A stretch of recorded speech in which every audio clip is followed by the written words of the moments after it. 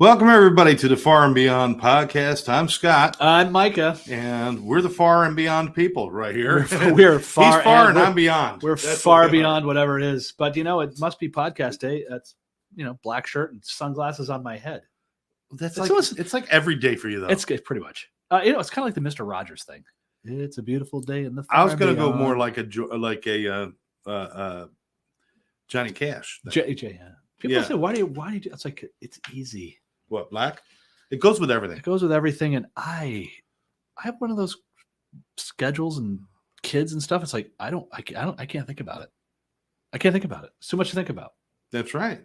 That's right. There it is. So thanks for joining us. And please, I want to remind you throughout the show that if you have comments, leave the comments. We're going to see them. You're probably going to be watching a rebroadcast of the show, but that's fine. Leave the comments. We'll get to them. Also, please subscribe to the channel, like it, and definitely share it with your friends. We talk about everything. Certainly this show is brought to you by One Brother, One Sister, and FARR. Mm-hmm. So we talk a lot about addiction and recovery, what's going on in the areas. And we talk a lot about pop culture and music and stuff like that. All that stuff. That's what we people are. Fill your tank with. That's what brings you joy. Yeah.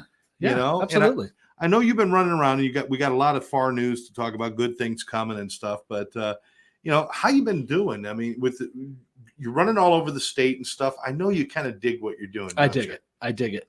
You know what? It's really a great question. And what we've been doing is taking this message of FARR more than just it's a certifying body, which that doesn't sound super exciting. It's super important. But what we're really doing is taking this culture of recovery, this culture of what does it mean to have, quality recovery residences, most importantly, the people that are living in them. You start there, right? You start with that and making sure that experience is as strong as possible, and everything works out of there. The operators, owners, legislators, law enforcement, zoning people, all of it. We're bringing them all into this sphere that they're all part of the big picture. And if we create these recovery environments with that housing as a central point, everything starts to change. So it's just been connecting the dots, and people feel that they're seen, they're heard, they're valued when you create those personal connections. Zooms are great. We all love the Zooms. But when they say, hey, we're having this, it's like, I'll see you on Tuesday. What do you mean? I'll be there on Tuesday. And then someone who they can talk to and get answers, find answers, feel connected, shows up and makes a difference. They appreciate that. They appreciate that. And it feels like they're important, that you should visit them. Exactly. As opposed to just, go online, pay us some money, we'll send you a certificate. Hopefully there's an email. We do a lot more than that, right? We do a lot more. That's right. Just for, let's dummy it down for just a moment for everybody. Oh, that's easy. That's pretty down. Yeah. That's our go-to right there. Is dummy it down. Yeah. We've got sober livings that have existed in the area for quite a long time. Yes. FARR's been around for a long time, but now it's actually improved and going more places and doing more things. So if you got ABC House that is not FARR accredited and XYZ House that is FARR accredited, what is the difference in those two things as far as, let's talk about for the community itself? How does that help the community that ABC's not accredited, but the XYZ is? What difference does that make? So the accredited house now basically has some legitimacy in the community, if you will, not taking away, because look, we've had houses that have been around for 100 years that aren't certified and they kind of do their thing and no problem. But in the grand scheme of things, if there is an issue, there's protections. If there is needs, we have grievance. We have a compliance committee. We have a thing to make sure that there's a standard being met. Mm-hmm. There's a standard of what the residence physically needs to be. It depends on what level of care, making sure that they are staffed appropriately for that level, that they are, a lot of what we're doing is responding to communities that may have had a concern or something with a residence. And they have a mechanism now to get support in that. So it's not like trying to face it on your own, if you will. Right. It's like, okay, someone's having a question about zoning, or they're having a question about, who's living there, or what have you, whatever it is. Or, someone is having a challenge and we're trying to find a solution for that individual to if they have to get out of that residence for their own safety and the safety of others, what are some of those things that are in that process? Making sure they have folks they can talk to. And our team has been adamant about making sure these communications are open, transparent, and quick. Like, not like, hey, we'll talk to you in 6 months. It's like, what's the problem? Who are we talking to? Let's pull that together right now. So that, attention to the needs of our entire family of FARR constituents. Right. It doesn't matter where you are, from Pensacola to Naples to Jacksonville and everywhere in between. And there's a lot of in between. And I'm not overstating it to say that you're concerned about the clients that are in these houses. 100%. But you're also concerned about the ownership and the management. Because many times when these houses get in trouble, the ownership and management aren't even aware that they did something wrong, or that they should have protected themselves that's somehow. Right. So that's important to them too. Let's talk about that for a minute. The ownership, that's a real benefit having FARR on your side, right? Absolutely. Well, you can't have one without the other, right? Right. Then you just got people hanging out in the house. I think they call that squatting.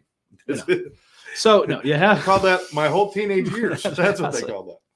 But no, and having thoughtful, engaged owners. And that's what we're finding. I think there was a lot back in the past days. There was a lot of absentee ownership. It was kind of like, hey, we'll invest, if you will. Well, these folks are investing in the individuals they serve. And that's what's really neat. A lot of folks have stories about their own experiences. They want to get back in a different way. And so they're feeling more engaged. That improves the entire community. Again, it's these protective factors for anything. You start creating a sense of community. You start building relationships between houses. So they can't see themselves as competition, right? In no way. I mean, we could triple the amount of certified houses tomorrow in Florida. We still don't have enough. Yeah. So, that sense of community, that sense of camaraderie, and how we're again building a true recovery community. I love how you're tying these people together. Yeah. And because before it's all scattered, and you could have two sober livings down the street from each other, they don't know they exist. And there's not. But to have them all connected somehow, great resources for each other too. Yes. All of a sudden I got this influx and I got this extra client. I know there's other houses that I work with and that I'm connected to that I can refer to. And it makes you look better. Even if you're not housing the person themselves, but if you took care of them and put them somewhere good, you still get the kudos for that. If anything, it's you couldn't do a better thing than that. Right, It's like, hey, look, it's not here, but we're going to make sure you're safe, and this will be a different, better opportunity for you. Guess what? There's someone who's ready to come through that other door. That's the perfect fit there. That's the beauty of having a network. It's like, this is individual. We say it over and over again. A true recovery-oriented system of care, person-centric. They drive it, right? We're creating the environment, and so as people work together, that brings people together. So, as you mentioned, we're not only out there right now, we call it spooling it up, if you will, but we are bringing on that education and outreach team. May kind of look like this guy. And coming to a town near, educating, bringing training. So when you have those groups, we are actually taking our state, we're aligning with our DCF offices as far as our regions go, and we're actually be putting people in those regions from FARR. So we actually have a FARR presence, permanent presence there. Don't get me wrong, we'll all be coming in and out. It's going to be a constant flow of information, right. Constant flow of support. And, that way, as FARR expands its footprint and its need, we're already across the state. But, it seems like a lot when you say 10,000 beds, but start dividing that up around Florida, and half of them are Palm Beach County and Broward. Yeah. So our first, we have great, we were just on the phone last week with our friends at Fellowship and all the work they do with respite and everything they do there. Our friends at Broward Sheriff's Office, Dave Sharf and his team, Kyle and Rick and the team, and Sue, everybody at Sarah over at Fellowship. It's about fellowship. It's about how we share our resources, what we're doing in Palm Beach County with the hub. We're breaknecking it right now. It's like a extreme home makeover right now. I was out in Belglade this morning, seeing the work happening out there. Dumpsters getting filled, this and that. Is the dumpsters getting filled? They're getting ready to start framing out the new. It's like we are pounding this stuff away. to create these recovery environments. And that combination of housing, recovery-oriented system of care, we have our friends in treatment.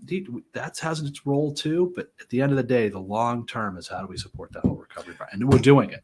The funny thing is that when you're dealing with addictions, alcoholism, or should I say drug use disorder and substance abuse disorder, alcohol use disorder, all those things have one thing in common. The biggest necessity is connection. Connection. That's the opposite of addiction, gang. Right? If you're going to recover, you need connection with others and connection to your life, connection to yourself. It's all about connection. That's it. So the business side of addiction recovery should also be all about connection and stuff, because how are you teaching them to be connected if you're going to sit on your own private island? So I think everyone coming together, the people who are going through the crisis and the crisis management and the treatment, this is all important that they all come together. And we're also working real hard to tie families back into all this, and how we support families through this. We're also looking at how we support, a lot of majority of folks that come in with substance use disorder usually have a co-occurring mental health or behavioral health challenge as well. But also folks that don't have that substance use. There's a lot of folks out there, of course, with mental health and behavioral health issues that do not have a substance use issue, but they have a lot of the same needs for support. Right. Let's look at how these are systemic things that can work hand in hand. So we're, on the micro level, we do that. On the macro level, building a really strong relationship with our friends at Florida Mental Health Advocacy Coalition, Gail Gacy and her team. I love Gail. We got to have her on the show. Shout out on your leg. Hope you're feeling better. We'll have Gail come on and she can zoom in with us for a podcast. I'm on that, and I'm the worst because I'm always doing other things. But I love Gail, what they're doing. Yeah. We're 100% supportive, and that's what it takes. So if you look at what they do statewide, what FARR is able to do now, advocacy-wise, statewide, you start putting those things together, and our coalitions and our recovery community organizations, that's really starting to take off across the state. Just between Broward and our friends up in the Treasure Coast, you have Fellowship in Broward, you have the Hub in Palm Beach County, you have Rebel Recovery in Palm Beach County, you have Right Life up in the Treasure Coast. Right. And that's just in one little section. Will over in West Coast. We got ARC. We got our friends up in Volusia. Yeah. We got the whole Northeast piece up in I know we have a couple more in Orlando. It's like now let's stitch all this together, and it's happening. And I'd love to see at some point this start to move the needle on successful recovery.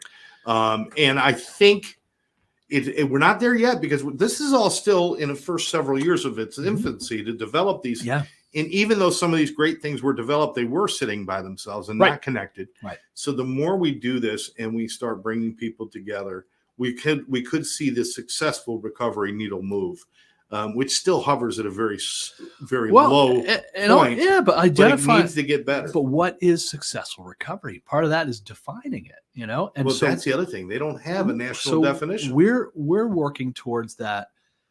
It's not a count of days, right?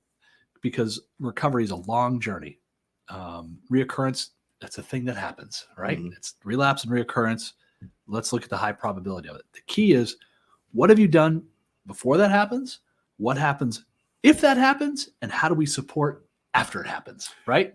So it's like, for individuals, stop thinking, throw everything I've done and learned and grown away because you had a recurrence. You are dealing with one of the most challenging chronic diseases in the human condition. Right, Addiction is a brutal disease to manage. We say, I know we compare it to other diseases, hey, would you throw someone with heart issues, because they had no. But it is a unique thing as well. Yeah. It shares some of the things, but no, I agree with you. Yeah. Absolutely. And think about it. We had a young man, and I'm not going to obviously identify, but I was really proud of this young man who, this is 2 days ago. This is how this all works together. Doe. His name was Johnny Doe. And that's another reference. We won't get pizza there. Maker from up in New York. So he, anyway, one of those young men who basically, and this is what pisses me off, is that when they say, "Oh, this kid," you try to get him help. "Oh, this kid's burned his bridge. He's burned his bridge. Burned his bridge." There, it's like, That's the dumbest thing you ever, I know. horrible thing. This individual is coming and getting help the best he can. It's like my thing to that one. Someone says he's burned all his bridges. No, it's like what bridges did we burn for this kid? That's right. What haven't we done? If that hasn't been successful, addiction is burning his bridges. This kid isn't burning his bridges. So, or what do we do through our rigidity within our system to say, well, you've got to come here when you're better so that we can treat you, as opposed to when they're in the worst spot. We're not really meeting them where they're at the way we should be. You just said it, right? Meet them where they're at. And this was working out with getting support at the hub, best they can. Our team up there, our moms who are our momvacates, our 2 sons who come in, and all the other moms that are literally they've dealt with this. Their parents have lost. Their parents have kids in recovery.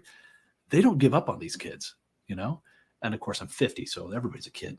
But they and he did it. He took the initiative. He's like, I found a place. I did this. I just can't get from here to there. I need to. And there was no supports out there for this. Came to the hub, worked it out, got them connected there. They got him a train ticket. Place was up north in Florida.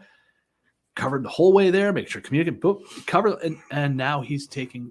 Hey, do we know if it's going to succeed? Don't know. Do we care? Care that he puts in his best effort and that environment's the best for him. But this, it's the old starfish. Right? Yeah. This one made a difference here. We made a difference here. And I like what you said about, it's easy to say, okay, who stayed sober for a year and count them as a success. But there's also success in, if you go backwards and stay backwards, we could say that's not a success. Right.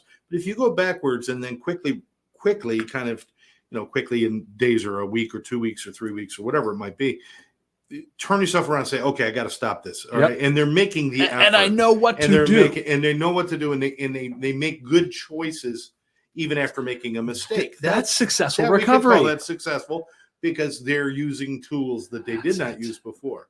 And there's tools for them to use. Yeah. Again, if they're just relapse and they disappear for 5-6 years, I could say that's pretty much not a success. Yeah. But beyond that, you're right. There's a lot of things you got to look at. And that's why we changed this language to these social determinants of health. Like, what is your overall picture of a person, right? What are your cultural competencies? What are your social competencies? What are your recovery competencies? What are those things that you have, that you bring, that you're That's right. You're unique to you.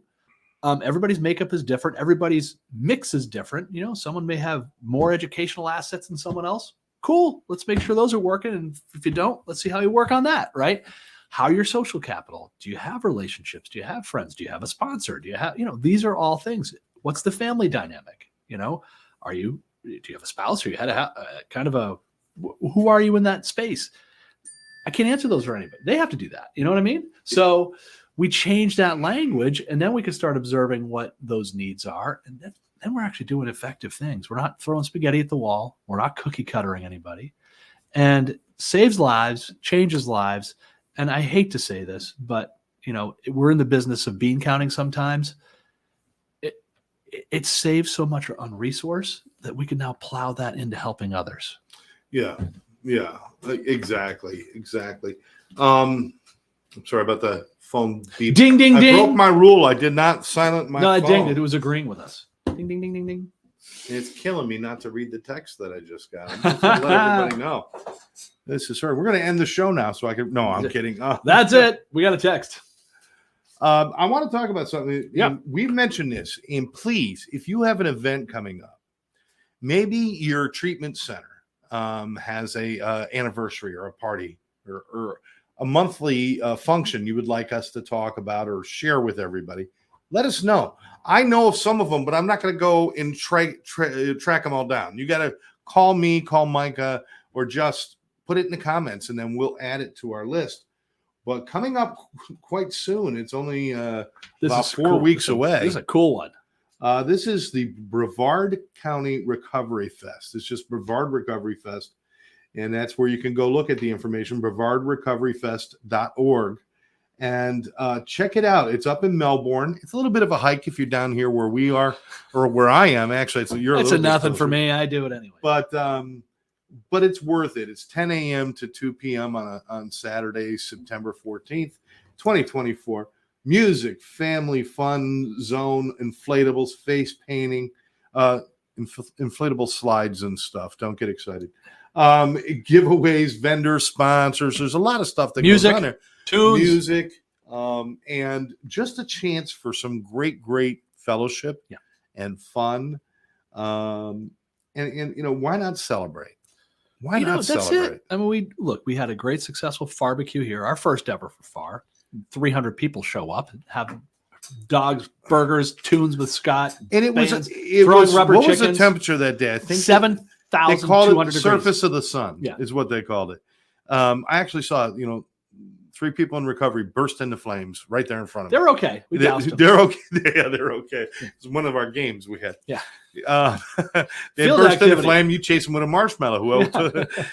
But who's got the s'more? We had music. We had food. We had fun. We had fellowship. We you know what? It's almost like we tried to do too much. We didn't rely on the fact that people were just going to start fellowshipping on their own. Just chilling, making it happen. Chilling. Throw a frisbee, throw a football, hang out. You saw this group walk over, hang out with this group, and this guy go over with this. And they started doing things, and they created their own little fun spots. People brought frisbee. Remember the old days when frisbees were the thing? Throw a frisbee. Oh, my God. What a great time we had. We need FARR frisbees.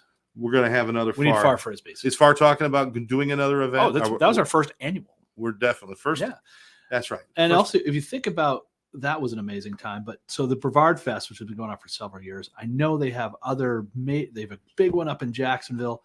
Our friends on the West Coast do an event. So it's not like it's barbecue or not. It's like, no, this is a series of these things. And one of the things that we're working on as well is combining. We're going to have some really great partners, including One Brother, One Sister, including Florida Mental Health Advocacy Coalition. I always say it because you say the initials, it spells FlimHack. Flim hack. Yeah, I didn't think that one out very good. We and FATC, which is it doesn't. Yeah, we got to work on our acronyms. Exactly. Anyway, but amazing organizations and FARR. So we're going to be coalescing these things into a statewide conference so we can start and really recovery focused. So bringing folks in recovery, those that support all of our entities and agencies. And so that's in process right now. So, these barbecues and barbecues and our Brevard Fest and everything else, these are those great places for fellowship. And then we're going to create opportunities for fellowship and learning and sort of how do we strengthen this statewide network. So this is cool stuff. It's these kind of events where you see people like, it's so cool. There were people there that were sober for like 5 minutes. Yeah. And they were coming in there and they were nervous. You could tell they were and then you saw them connect and open up. And that's the beautiful things, right? And 20 minutes later, they're on a field putting shaving cream on their heads and throwing cheese balls at each other. That's right. That was a planned event. That just doesn't happen spontaneously. I'm telling you. Fully planned. That's had to be. It had to be. I just realized One Brother, One Sister is oboes. So we're going to see FATC at the FlimHack with the oboes. Don't go too far. Oh, boy. Anyway, yeah. So I'm going to put it up one more time, please. Recovery Fest. It is probably one of the biggest South Florida events specifically for people in recovery. We have a lot of events that are for treatment centers and for the professionals and the marketers and I'm kind of over that. I want to see more of these things that are about the recovery people. One of our I won't say his name, but a good friend and a colleague. He's like, look, Micah, just give me something that's going to give me something. I don't need another coffee clutch. Yeah. He's like, you and I can go get coffee. That's great. Yeah. But when we come together, everybody's time is precious, right? Yeah. Everybody's time is precious. So when you want to you're taking time from your family or your work or what have you to invest in people.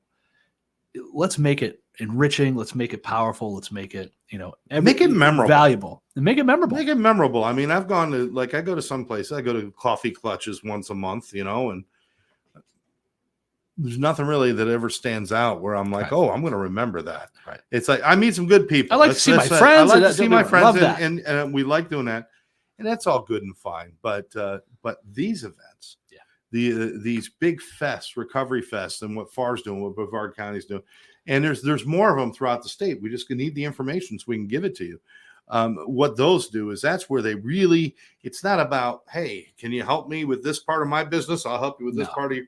No, this is about celebrating what we do. You know what it is? This is about us standing back and saying, holy shit, I'm a part of this. Right.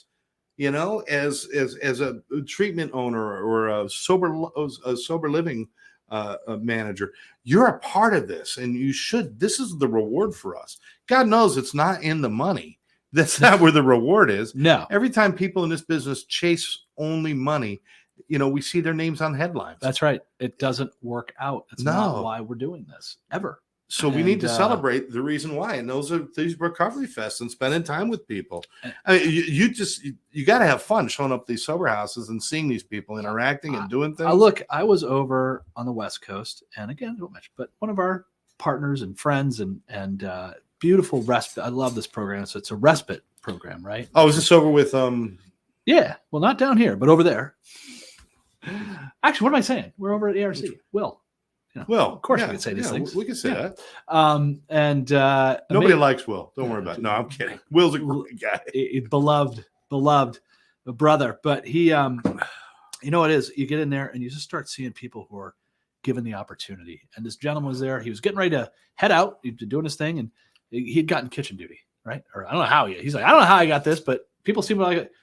This gentleman, first of all, you could just see him being excited because he was caring for others, right?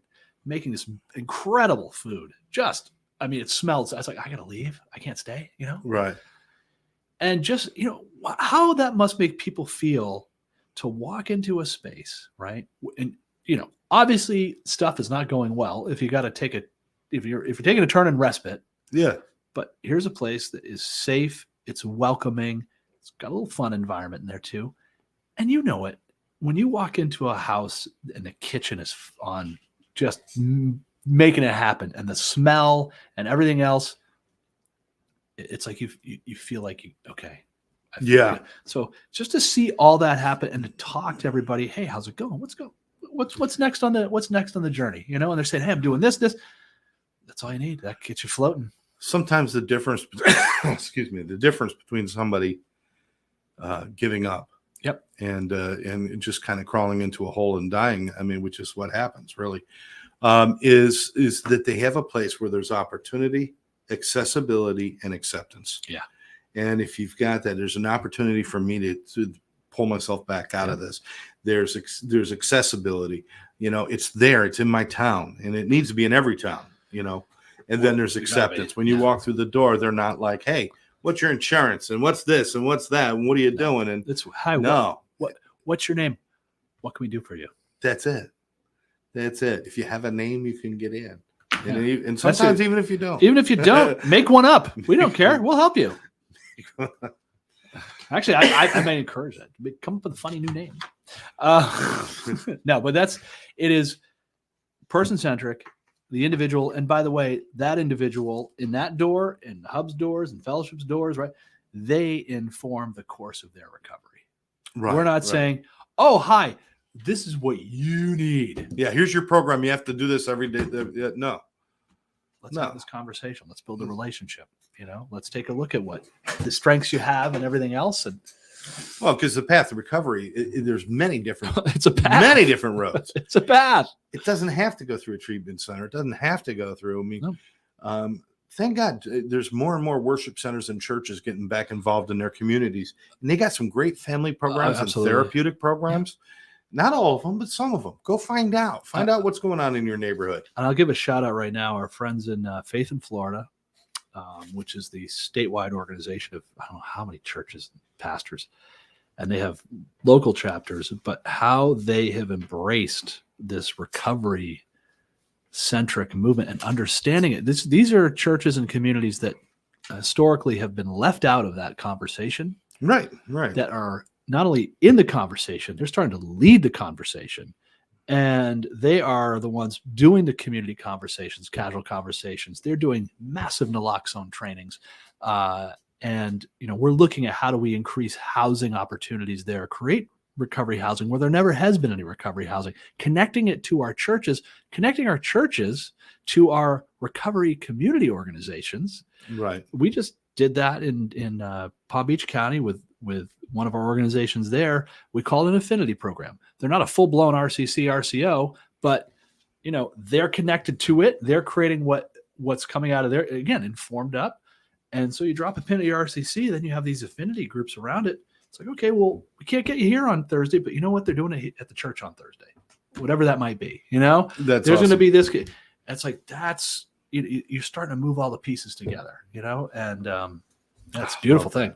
Beautiful thing. I love that. So there's so much going on. So again, if you've got ideas or something you want us to talk about, please leave it in the comments. And if you're doing it, let us know. We're going to connect with that, because the magic you're creating is we're going to get ideas to help everybody. Yeah, because we could think of so much, but then our brains get full. So we need your help to figure out what we should be bringing to light for people. And maybe you want to be that. And that's when we start, the brain's full. That's when we start talking about our favorite toys from the 70s. I know. And now I'm going to digress into some strangeness now. We talked about we talked about a lot of celebrities that had drug problems and stuff like that. There's some historical figures that people might not be very familiar with that had some serious addiction Many issues. of the ones you read about. Sigmund Freud. Cokehead. Absolute cokehead. This guy, he was using cocaine because he believed it was a cure from alcohol and morphine addiction. Right, which he had both of those as well. Called it the miracle drug. Yeah. And he did attempt recovery after one of his patients died of an overdose of cocaine. Which is hard to do. It's very hard. Yeah, especially in those days. In those days, yeah, they didn't have it wasn't being laced with fentanyl and stuff. Yeah. But he struggled with it, and that might explain the fact that there is not in existence a picture of Sigmund Freud smiling. Probably. That's probably dead in his brain. Yeah, I know. Or it has something to do with his oral fixation and his cigars. I don't know. Just conjecture. Now, here's one I did not know about. Benjamin Franklin. Oh, legendary. Really? You were aware of that? Oh, yeah. I'm a big Benjamin Franklin fan. He did a whole slew of things. Of course, he enjoyed his tipple. He liked to drink.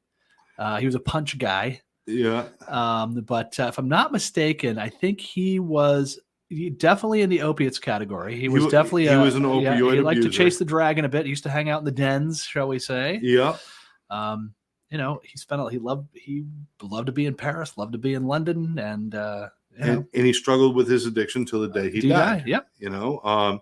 But alcohol and opioid. Yep. Vincent van Gogh. Well, now we're aware of his mental health issues. I'm wondering how exacerbated that was by his substance use. Well, his substance use, he was a heavy drinker of absinthe. That's it. Yeah. And the good old, what is it? Sandalwood, wormwood. It's some weird. Oh, I don't know, but absinthe is like, it's illegal most places now.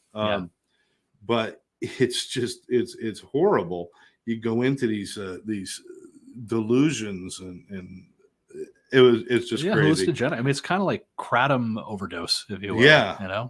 Yeah. But he struggled with that. Yeah. And then his mental illness on top of that. Yeah. So I would assume that the absinthe was a way for him to escape his mental illness. But then, how that usually works. How about Thomas Edison? Wow. I'm going to guess he was a speed freak. Well, you know what? You're pretty close. It was wine mixed with cocaine. There we go. And he did that. He only slept 4 hours a day. How does that guy juice? Yeah. He was always juiced up. He just didn't sleep that much. He always wanted to keep working and stuff. Now, it's not exactly in here that he actually died from this. Well, we're also talking to guys, Benjamin Franklin, Sigmund Freud, not so much with Van Gogh. Not that he was a young guy, but Benjamin Franklin lived into his late 80s. Thomas Edison lived into his 80s. I mean, these are guys that dealt with this and lived with it but also look at when they were in history. Edison, when did he pass away? In the 20s? Literally passed away before AA existed.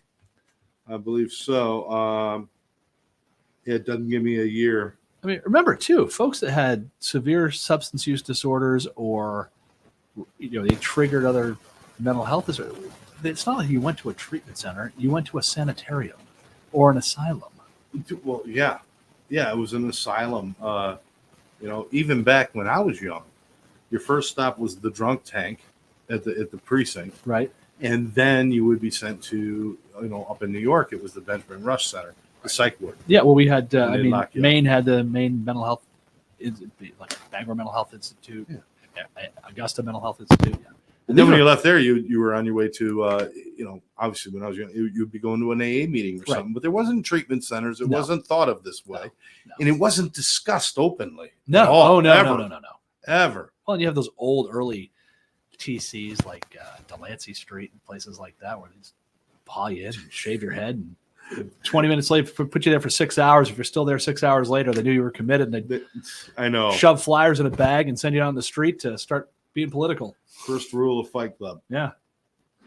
The first rule of Fight Club, keep your hair. Ernest Hemingway. I mean, that was a big one. He was a huge alcohol abuser. Yeah. And suffered from crushing depression. Crushing paranoid delusions, depression. PTSD. From his bipolar disorder. Yeah, and he got a lot of this from his father. His father committed suicide. Yeah. And he did the same thing. Then Self-deleted. He did the same thing. Self-inflicted gunshot wound. But yeah, so this has been around. This has been around. It's not just Robert Downey Jr.'s that are doing this shit. I mean, they look at, you know, through history. I mean, look at most of your founding fathers. You know, you look at look at your royal bloodlines. Pick a country. Look at, you know, again, famous creators of things. You know? Yeah. And we create these bigger than life personas where we don't always look at the person. That's right. Yeah, George Washington. What was one of the big stories about George Washington? He had what? Wooden teeth, right? Wooden teeth. He did not have wooden teeth. No, they were. Who would use wooden teeth? They were actual, genuine dentures. He had teeth made from human teeth. He had teeth made from ivory. He had teeth made from lead. Yep. Yeah, well, there's a good one. No. That answers a lot of questions for people. Teeth made from horse teeth and donkey teeth. That's when he wanted to smile big. Right. He also had teeth made of gold. Yeah. People don't know. Original gangster, the first grill. Yeah, he was grilling it. I think I want to just picture George permanently with that. You know? Yeah. And you could do a painting with George and Snoop. I just want to see George going across the Delaware in the boat. He's standing up there, laid got back. His grill shining and a boombox up here. And he's got the boombox. And he's low riding. Oh, yeah. He's low riding the tiller.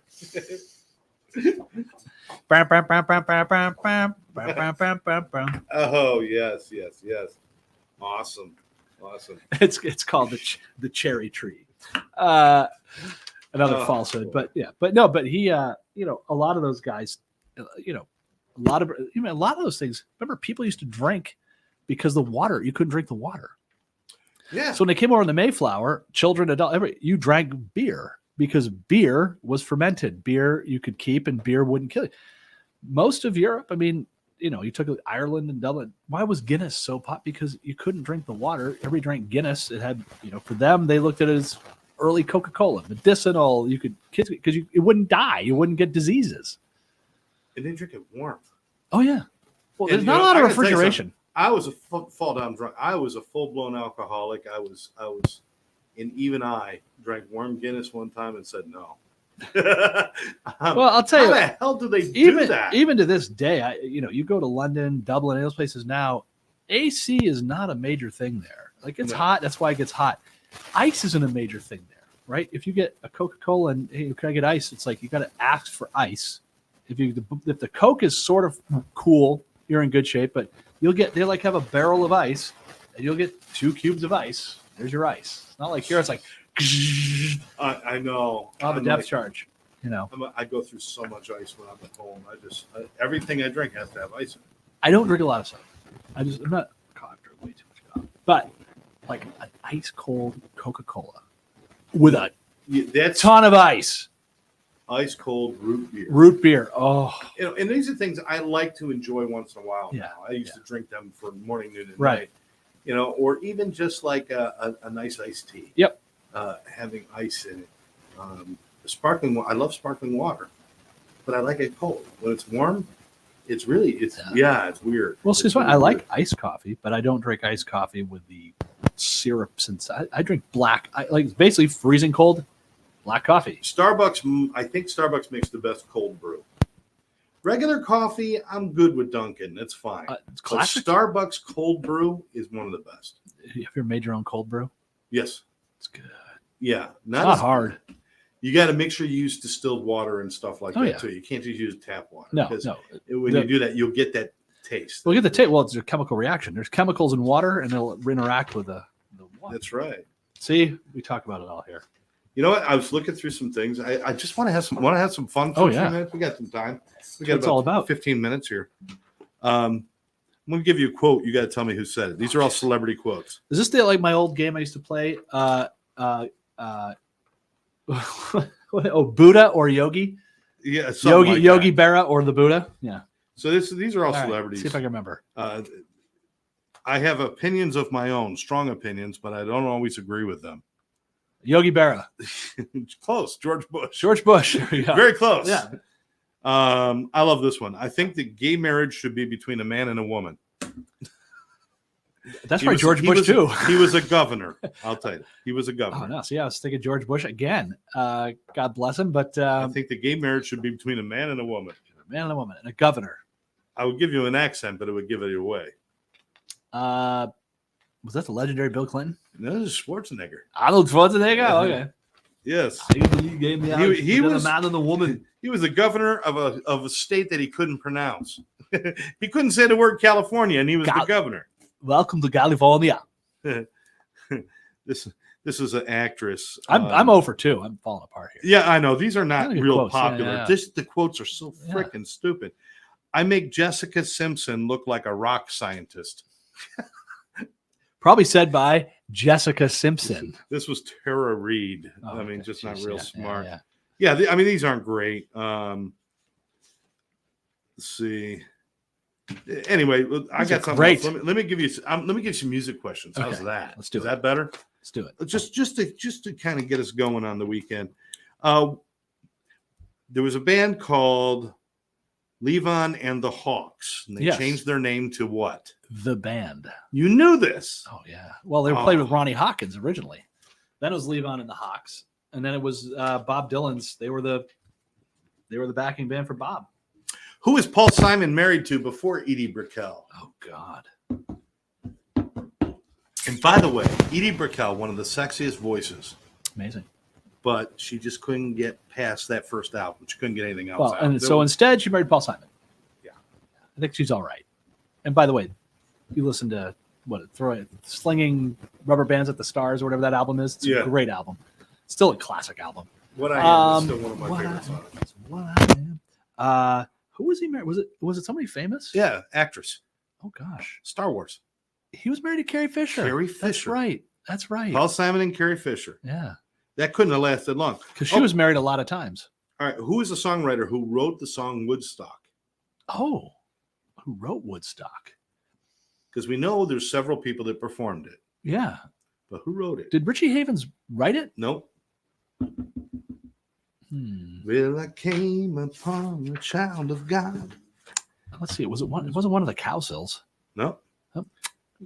Joni Mitchell. That was Joni Mitchell. She wrote it. God bless her. She performed it. The ones who made it go over the top were Crosby, Stills, Nash. Yeah. CSN. Well, if you think about it, though, that whole Laurel Canyon crew, they'll probably wrote everybody's songs. That amazing crew. And they shared music. Absolutely. It was beautiful what they did. Eric Clapton wrote the song Layla for which wife of a Beatle? All right, so it was which? It was Beatles George wife? Harrison. George Harrison's but wife. Wasn't that Patty Boyd? I think so. Yeah. Yeah. Okay. Marvin Lee Aday. Marvin Lee Aday is better known as who? Marvin Lee Aday. So it's a rock singer's real name. Marvin Lee Aday. It's not Marvin Gaye. Marvin Lee Aday. I hope you're answering these out there. Don't cheat by Googling. Aday. Yeah, no Google here. It's got to be someone really awesome. That it's not Alice Cooper. I know his name. Marvin Lee Aday. Oh. There's no connection between Marvin Lee Aday and the name he chose. No, there's no other connection. than they both start with an M, if that helps. Oh, well, it's not Meatloaf. Yes, it is. That's Meatloaf's version. That is Meatloaf's real name. I thought Meatloaf. I knew he had a weird name, but I didn't think that was the one. Marvin Lee Aday. Okay. Okay. So you got that one. What country is Rush from? The band Rush. Oh, Canada. You knew this. Oh, okay. yeah, Toronto. That's why the album YYZ. That's the airport code for Toronto. Do you know who the lead singer, the original lead singer from Fleetwood Mac was? I did not know this, and I don't know this person. Before Lindsey Buckingham. Oh yeah, way before. Well, remember they were a blues band. I mean, they came out of that whole Alex Croner. For rumors. Yeah, yeah. Oh, yeah. That was 10 well years. Before. Well, I mean, I think Fleetwood Mac got together in 65 or 66. And I don't know if this person went on to do anything else. Once you hear the name, I can't remember now. But yeah. Peter Green. Oh, Peter Green went on to do. Who's a big songwriter too. What was the next thing he did?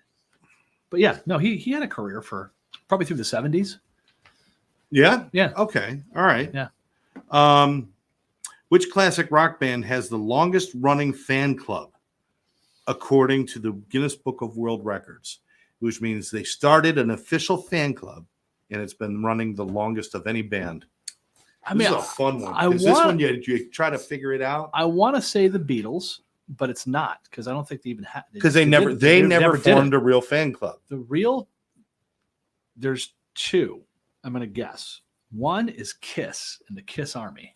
Now that's a good guess, and that's where I would have gone. By the way, because I was a member. I've got my Kiss Army card hanging in my office. Anymore. My original. I was a Kiss Army kid. U2 and Propaganda has been around for over 40 years.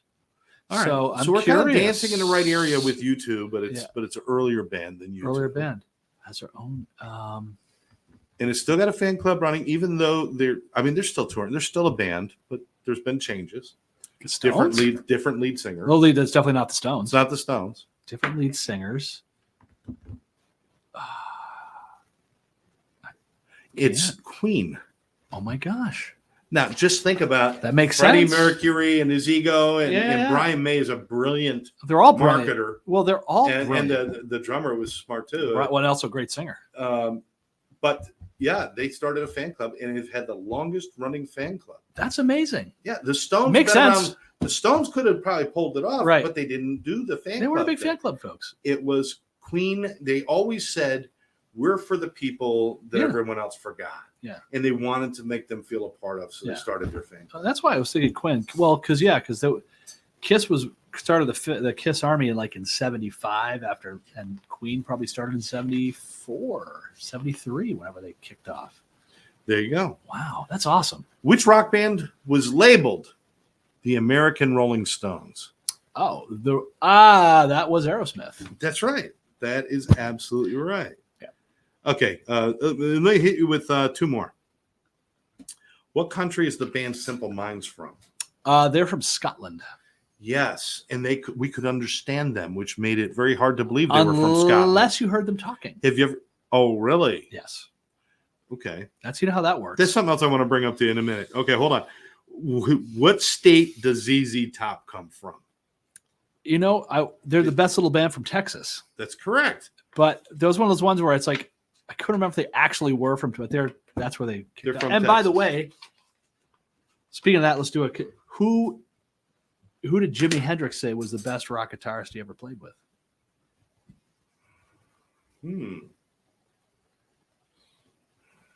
Well, I don't think he played with Clapton. The answer is in we just talked about. Billy Gibbons. Oh, from ZZ Top? Really? Jimi Hendrix. I didn't know they were around then. Oh, Billy Gibbons is Spring Chicken. And this goes back. I mean, they were around for decades before the Beards and all the stuff. Yeah. See, and he is a screaming blues guitarist. I mean, that Texas blues. I mean, he influenced Stevie Ray Vaughan. He influenced Jimmy Vaughan. He influenced Hendrix. He was one of the hot, big acts. And and they were huge in Texas before they burst on the scene. And it was really, what was it? LaGrange, and what was that? It was like 78, 77. Tush Yeah, their first. Well, that was like when Eliminator came or out. Tusk. Yeah, when that. No, they had Tush. No, Tush. Yeah, Tusk was Fleetwood Mac. Fleetwood Mac. You got to mix up. But oh my gosh, when they and then they really hit it in the 80s Well, as a in video. the 80s, they got Sharp Dressed Man, and Yeah, they got all that Eliminator. stuff. And, that out. I mean, with the sunglasses song, real. But they're brilliant. you go back to their old stuff. It's like they are a Texas. One of them we blues just band. lost last year, right? Dusty Hill. Yeah. Bass player, great bass player, and of course, as we all know, the funny irony of Frank Beard, the drummer, no beard. And by the way, how amazing is it that a band like Simple Minds from Scotland, and if you've ever met somebody from Scotland, I have if you're friends from Scotland and listening, don't be offended, but No. nobody knows what the hell they're saying. It is so hard to understand that accent. Thick brogue. Thick. I have one of my thick. close friends is Scottish, and I was at his wedding, and his whole family. I mean, we're good friends. I love him like a brother, and his older brother was giving speeches and stuff, and his brother Steven. And we're like, dude, I can't understand a thing. He's like, wait till he starts drinking. Oh yeah. You get somebody with that accent drunk, and you just phone it in. It's done. But how can they sing so well English with not as much of an accent? Well, I mean, look at all the great English acts. None of them sing with a British accent. It's not. Yeah, like the Beatles. The Beatles. If you listen to their songs, there's very few. There's a few, and it's usually because they do a little bit almost over talking sometimes, and it's like, all right, 1, 2, 3, 4, and you hear it. But then once they start singing, you couldn't tell they're from another country, right? It's like people pick up on the English accountants and everything else. I mean, they pick up on it. How were they influenced? They were all American. They brought our music over there, sped it up, and brought it back to us. Some of our greatest bands that we have worshipped in our lifetimes, if you will, have been British bands. Some of the greatest. But you're right, they were influenced by what was going on here. You know how you do that? You go on YouTube and look up The Voice, and look at The Voice Korea, The Voice Australia, The Voice here, The Voice there. 90% of it, The Voice in Russia, they're singing American songs. Yeah, and you know how it was for especially the British kids after the war, right? All that radio was coming through, and listening to the radio, and then the records and all those acts that weren't big in the United States so much were going over and huge in Europe. All your great blues acts, Muddy Waters, even your past rock and roll. Roy Orbison went off a cliff here, but was huge in France, huge in England. Right. They were worshipped over there. So they would tour. All these famous American acts would tour over there, and it influenced all those British kids. They had and then they got the blues albums. So you had the rock and roll guys, which were like the Beatles, right? They were really influenced by Elvis.